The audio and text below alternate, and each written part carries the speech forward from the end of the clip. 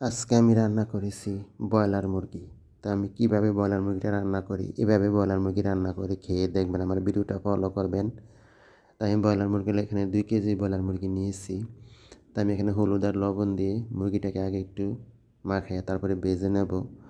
Broiler মুরগি কিন্তু ভাজা ভাজা রান্না করলে খেতে কিন্তু ভালো লাগে।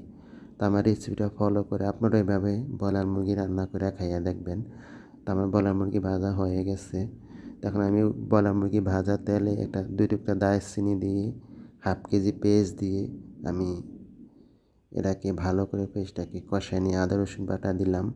আমি আজকে বাটা মশলা ব্যবহার করব, গরম মশলা বাটা দিলাম, সব রকমের মশলা এখানে।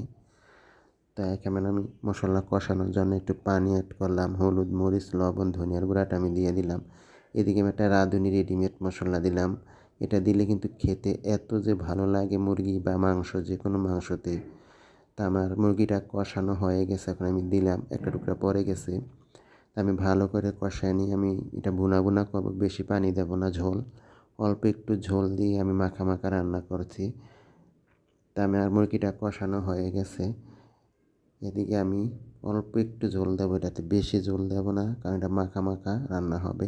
এখন আমি ঢাকনা দিয়ে 10 মিনিট রান্না করব। তারপর ওপর দিয়ে একটু ভাজা জিরার গুঁড়া দিলে এত যে মজা লাগে ব্রয়লার মুরগিটা। আমার রেসিপিটা কেমন হয়েছে ভালো লাগলে কমেন্টে জানাবেন। ধন্যবাদ সবাইকে।